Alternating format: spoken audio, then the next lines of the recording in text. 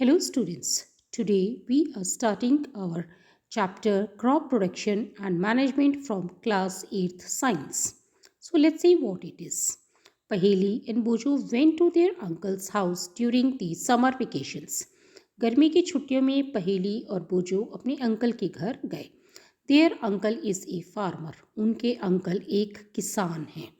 One day they saw some tools like खुरपी, sickle, shovel, plough etcetera in the field. एक दिन उन्होंने कुछ औजार जैसे खुरपी, सिक्कल दराती, शोवल इज फावड़ा और हल खेत में देखे. I want to know where and how we use these tools. मैं जानना चाहता हूँ कि कहाँ और कैसे इन टूल्स को काम में लिया जाता है. खुरपी है वो छोटी छोटी घास है, उसको काटने के काम में आती है. और सिक्कल है वो खड़ी हुई फसल जब पक जाती है तो उसके नीचे के हिस्से से काटने के काम में आती है. शोवल है वो फावड़ा है जो कि खेत की गुदाई करने के काम में आता है. और प्लोग है जो खेत को चला करके और खेत में बीज बोने के काम में आता है. You have learned that all living organisms require food. आपको पता है कि जितने भी जीवित प्राणी हैं उन सबको भोजन चाहिए. Plants can make their food themselves. पेड़ पौधे अपना भोजन खुद बना सकते हैं.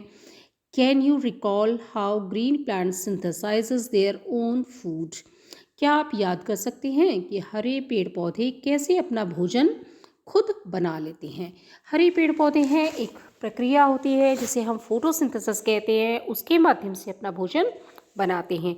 Animals including humans can not make their own food. जानवर, इंसान ये अपना भोजन खुद नहीं बना सकते हैं. So where do animals get their food from. तो जानवरों को अपना भोजन कहाँ से मिलता है. डेफिनेट बात है कि जानवरों को अपना भोजन पेड़ पौधों के माध्यम से मिलता है. But first of all why do we have to eat food. सबसे पहले हमें क्यों भोजन खाना चाहिए. You already know that energy from the food is utilized by organisms for carrying out their various body functions such as digestions, respirations and excretions. भोजन से हमें एनर्जी मिलती है जिसे ऑर्गेनिज्म या जीवाणु या इंसान काम में लेते हैं बहुत सारे बॉडी के शरीर के फंक्शंस को या प्रक्रियाओं को चालू रखने के लिए, जिसमें भोजन का पचना, सांस लेना और मलमूत्र का त्याग करना है. We get our food from plants और एनिमल्स और बोथ. हमें अपना भोजन पेड़ पौधों से प्राप्त होता है या जानवरों से प्राप्त होता है या हम दोनों से प्राप्त कर सकते हैं. इसमें since we all need food, how can we provide food to a large number of people in our country. हम सबको भोजन चाहिए. हमारे देश में रहने वाले बहुत सारे लोगों को हम भोजन कैसे प्रोवाइड कर सकते हैं. Food has to be produced on large scale. और भोजन को बहुत ही बड़ी मात्रा में पैदा करना पड़ेगा. In order to provide food for a large population. बहुत बड़ी पॉपुलेशन को भोजन देने के लिए और वह भी रेगुलर प्रोडक्शन, बराबर उसकी पैदावार होनी ज़रूरी है और प्रॉपर मैनेजमेंट होना ज़रूरी है, यानी उसे ठीक से रखा जाए और डिस्ट्रीब्यूशन यानी कि उसे बांटा जाए, तभी वो हमारे काम आएगा. सो ये बहुत ज़रूरी है कि सिर्फ भोजन को उगाना ही नहीं है, उसका मैनेजमेंट करना है और उसे बांटने की प्रक्रिया सही होगी तो ही भोजन काम आ पाएगा. Section 1.1 agricultural practices. ये खेती में काम में जो आई जाती हैं वो सब जो भी हैं वो हमें पता होनी चाहिए. Till 10,000 BCE people were nomadic. 10,000 साल क्राइस्ट के पहले लोग घुमंतु थे, यानी घूमते फिरते रहते थे. They were wandering in groups from place to place in search of food and shelter. वो भोजन और शेल्टर यानी कि शरण की तलाश में एक जगह से दूसरी जगह घूमते रहते थे. They ate raw fruits and vegetables and started hunting animals for food. वह फल और सब्जियों को खाते थे और जानवरों का शिकार करते थे भोजन के लिए. Later they could cultivate land and produce rice. थोड़े टाइम के बाद में वो खेत में अनाज उगाने लगे और उन्होंने राइस यानी कि चावल, वीट, गेहूँ और बाकी भोजन वाली जो पेड़ पौधे हैं उन्हें उगाया. Thus was born agriculture. और इस तरह से खेती बाड़ी की शुरुआत हुई. When plants of the same kind are cultivated at one place on a large scale, it is called a crop. बहुत सारे पेड़ पौधे जो हैं एक ही प्रकार के एक लंबे स्तर पे जब उगाए जाते हैं तो हम उसे क्रॉप कहते हैं, यानी कि फसल कहते हैं. फॉर एग्जाम्पल, जैसा कि crop of wheat means that all the plants grown in the field are that of wheat. गेहूं की फसल का मतलब है कि उस खेत में उगाए जाने वाले सारे अनाज है वो गेहूं का ही होगा, यानी कि उस खेत में उगाए जाने वाले जितने भी पेड़ पौधे हैं वो गेहूं ही देंगे. You already know that crops are of different types like cereals, vegetables and fruits. आपको पता है कि फसलें हैं वो अलग अलग प्रकार की होती हैं, जैसे अनाज, सब्जियां और फल फूल फलों का. These can be classified on the basis of the season in which they grow. इन्हें हम कौन से मौसम में ये पैदा होते हैं उसके हिसाब से भी बांट सकते हैं. India is a vast country. Bharat एक बहुत बड़ा देश है. The climatic conditions like temperature, humidity and rainfall vary from one region to another.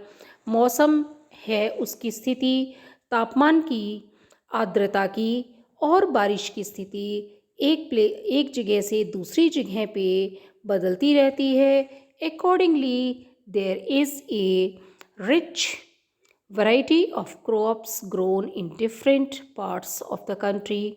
इसलिए देश के अलग अलग हिस्सों में अलग अलग फसलों की पैदावार होती है.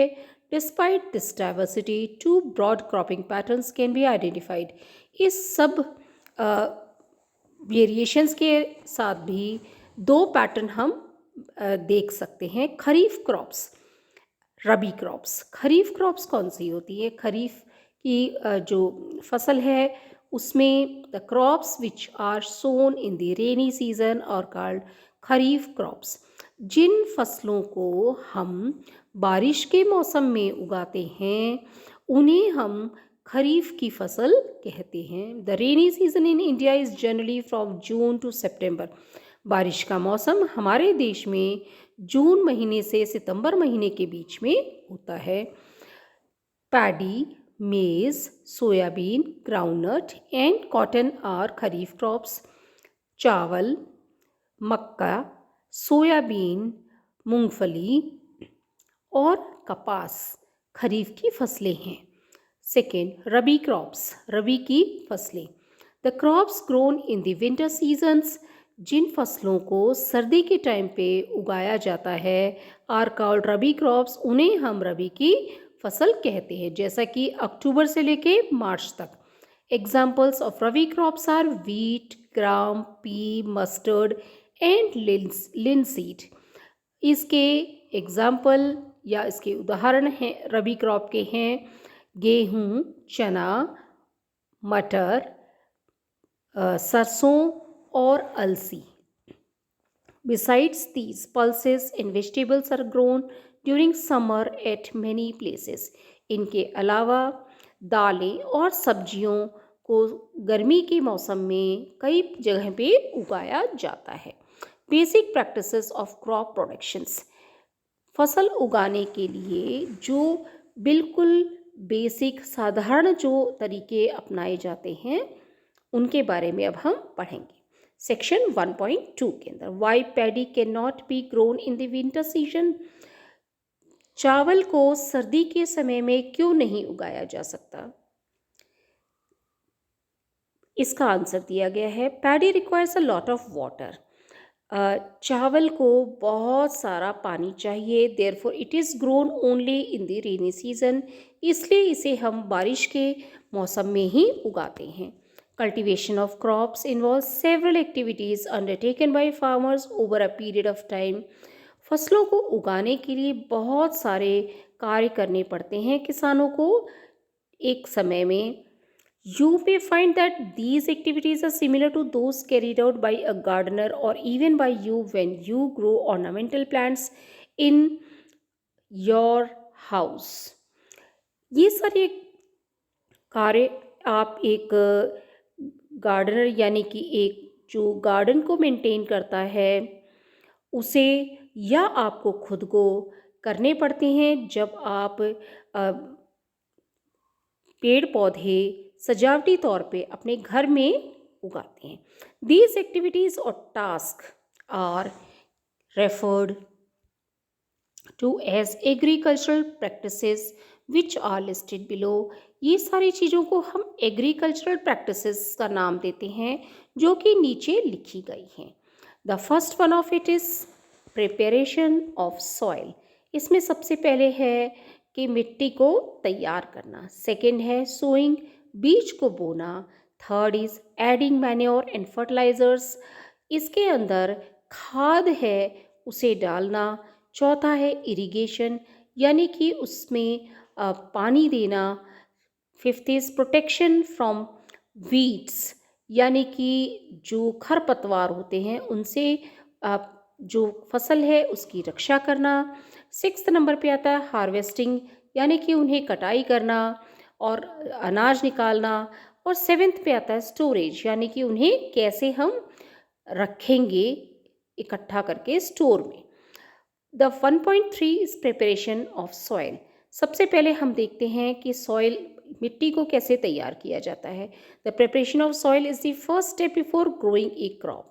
एक फसल को उगाने से पहले सबसे पहले मिट्टी को तैयार करना पड़ता है। One of the most important task in agriculture to turn the soil and loosen it. सबसे ज़रूरी कार्य है खेती के अंदर कि उस मिट्टी को पलटा जाए और उसे लूज किया जाए यानी ढीला किया जाए ताकि उसमें एरिएशन बढ़ सके। This allows the roots to penetrate deep into the soil. और जब हम मिट्टी को टर्न करते हैं और उसे लूज करते हैं तो उससे जो जड़ें हैं वो मिट्टी के अंदर गहरा तक जा सकती हैं। The loose soil allows the roots to breathe easily even when they go deep into the soil. और अगर मिट्टी लूज होगी तो जो जड़ें हैं वो सांस ले सकेंगी जब वो बहुत नीचे तक जाएंगी तब भी। Why does the loosening of soil allow the roots to breathe easily. अब मिट्टी को लूज़ करने से सांस लेने में क्यों आसानी होती है? लूज़ करने से क्या है कि एरिएशन बढ़ जाता है। एरिएशन यानी कि एरिएशन बढ़ जाता है और उससे जो जड़ें हैं उन्हें सांस लेने में आसानी रहती है। The लूजन soil helps in the growth of earthworms and microbes present in the soil. जो मिट्टी को लूज़ कर दिया जाता है उसमें केचुए और दूसरे जो माइक्रोब्स हैं जीवाणु हैं वो बढ़ते हैं। These organisms are friends of the farmer since they further turn and loosen the soil and add humus to it. ये जो जीवाणु हैं ये एक किसान के दोस्त होते हैं क्योंकि ये उस मिट्टी को और ज़्यादा नरम करते हैं और उसमें ह्यूमस ऐड करते हैं यानी कि ह्यूमस उसके अंदर जोड़ते हैं। But why the soil needs to be turn and loosened. लेकिन मिट्टी को उलटना पलटना और उसे नरम करना क्यों ज़रूरी है? You have learned in the previous classes that soil contains minerals, water, air and some living organisms. आपने पहले की कक्षाओं में पढ़ा है कि मिट्टी के अंदर खनिज तत्व, पानी, हवा और कुछ जीवाणु होते हैं। In addition dead plants and animals get decomposed by the soil organisms. मिट्टी के जो जीवाणु हैं उनसे मरे हुए पेड़ और जानवर हैं उन्हें पचाया जाता है। In this way various nutrients in the dead organisms are released back into the soil. इस तरीके से बहुत सारे जो खनिज हैं वो या न्यूट्रिएंट्स हैं वो उन मरे हुए जानवरों से वापस मिट्टी में जाते हैं। These nutrients are again absorb by the plants, और ये न्यूट्रिएंट्स हैं ये वापस पेड़ के द्वारा सोख लिए जाते हैं। Since only a few centimetres of the top layer of soil supports plant growth, सिर्फ कुछ ऊपर की जो लेयर है मिट्टी की वो ही पेड़ की बढ़त में काम देती है। Turning and loosening of soil brings the nutrient rich soil to the top so that plants can use these nutrients. मिट्टी को पलटने से और उसे ढीला करने से जो न्यूट्रिएंट जो है अच्छे न्यूट्रिएंट्स की जो मिट्टी है वो ऊपर आ जाती है और पेड़ उन मिट्टी में से न्यूट्रिएंट्स को काम में ले सकते हैं। दस turning and loosening of soil is very important for cultivation of crops. इसलिए मिट्टी को उलटना पलटना और उसे ढीला करना पेड़ पौधों के बढ़ने के लिए बहुत ज़रूरी है, उन्हें उगाने के लिए ज़रूरी है। The process of loosening and turning of the soil is called tilling और प्लोइंग। मिट्टी को लूज़ करना और उसे उलटना पलटने का काम को हम टिलिंग कहते हैं या प्लोइंग कहते हैं। या this is done by using a plough, और ये सारा काम एक हल की मदद से होता है। प्लोग्स आर मेड ऑफ वुड और आयरन। हल है वो लकड़ी का बना हुआ भी हो सकता है और लोहे का बना हुआ भी हो सकता है। If the soil is very dry it may need watering before ploughing. अगर मिट्टी बहुत सूखी है तो पहले उसे पानी दे के उसके बाद ही उसके अंदर हल चलाया जाता है या हल चलाया जाएगा। The plowing field may have big clumps of soil called crumbs। जो खेत में हल चलाया जाता है उसमें हो सकता है बहुत बड़े बड़े क्लम्प्स हों मिट्टी के, जिन्हें हम क्रम्स भी कहते हैं। It is necessary to break this crumbs. बहुत ज़रूरी है कि इन क्रम्स को तोड़ा जाए। Levelling the field is beneficial for sowing as well as for irrigation. इसलिए क्या है कि जो खेती की ज़मीन है उसे लेवल किया जाता है जिससे कि अनाज उगाने में आसानी रहे और पानी देने में भी आसानी रहे। Levelling of soil is done with the help of a leveller. एक लेवलर की मदद से जो मिट्टी है उसे लेवल किया जाता है। Sometimes manure is added to the soil before tilling. कई बार टिलिंग करने से या खेत को जोतने से पहले उसके अंदर जो है मैन्योर या खाद डाल दी जाती है। This helps in proper mixing of manure with soil. इससे क्या होती है जो खाद है वो मिट्टी के साथ पूरी तरह से मिल जाती है। The soil is moistened before sowing, और मिट्टी को थोड़ा सा गीला कर दिया जाता है अनाज उगाने से पहले। गीला करने से क्या है अनाज उगाने में आसानी रहती है। एग्रीकल्चरल एक इम्प्लीमेंट्स और एक खेती में काम में आने वाले हथियार। Before sowing the seed it is necessary to break soil crumbs to get better yield. अनाज बोने से या दाने बोने से पहले बहुत ज़रूरी है कि सॉइल के जो क्लम्प्स हैं मिट्टी के उन्हें तोड़ा जाए ताकि एक बेहतर उपज मिल सके। This is done with the help of various tools. यह कुछ औजारों की मदद से किया जाता है। The main tools use for the purpose are the plough, hoe and cultivator. इसके लिए हल काम में लिया जाता है और कल्टिवेटर और हो काम में लिया जाता है। प्लोग क्या है? This is being used since ancient times for tilling the soil. ये खेती के काम में लिया जाता है, जिसे हल कहते हैं। Adding fertilisers to the crop, removing the weeds and turning the soil. इससे क्या आते हम खेत के अंदर फसल में जो है फर्टिलाइज़र्स डाल सकते हैं, खाद डाल सकते हैं और जो खरपतवार होते हैं उन्हें हटा सकते हैं और मिट्टी है उसको ऊपर नीचे कर सकते हैं। This is made of would and is a pair drawn by a pair of bulls और अदर एनिमल्स।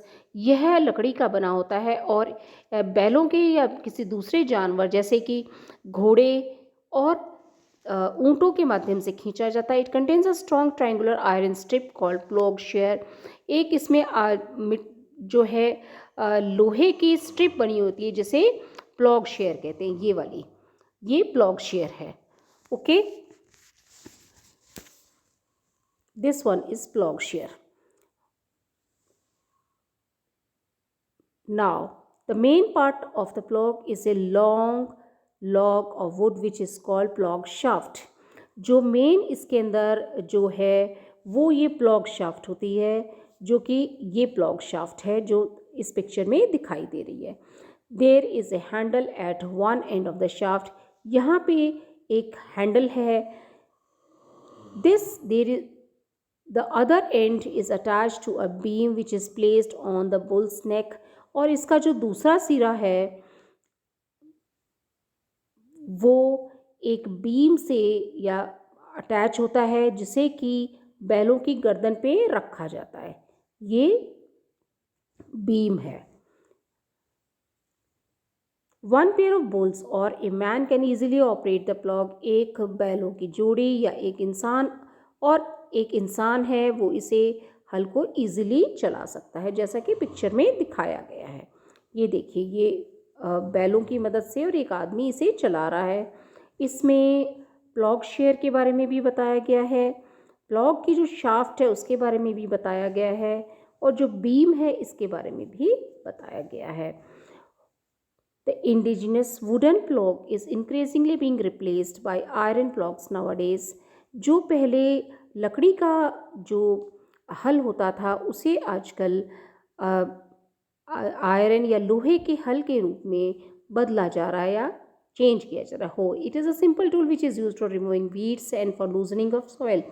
ये एक बहुत ही सिंपल सा टूल है जिससे कि हम खरपतवार निकाल सकते हैं और मिट्टी को लूज कर सकते हैं.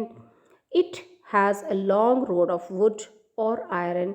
इसकी एक बहुत लंबी लकड़ी की रॉड होती है या लोहे की रॉड होती है. The strong broad and bent plate of iron is fixed to one of its end. एक मोटी और चौड़ी लोहे की पट्टी इसके एक सिरे पे होती है. And it works like a blade. It is pulled by animals. जो कि एक ब्लेड की तरह से काम करती है और इसे जानवरों द्वारा खींचा जाता है. ये हो है. इसका डायग्राम ये दिया हुआ है हमें. ओके, नाउ इस cultivator nowadays ploughing is done bye tractor driven cultivator. आजकल जो खेती है वो ट्रैक्टर के माध्यम से की जाती है. The use of cultivator saves labour and time. और ये जो ट्रैक्टर है जिसे हम cultivator driven by a tractor, cultivator हम ट्रैक्टर की मदद से खींचते हैं, तो इससे समय और पैसे दोनों, समय की और मजदूरी की दोनों की ही बचत होती है. Now will be taking the next section in the next class. Thank you.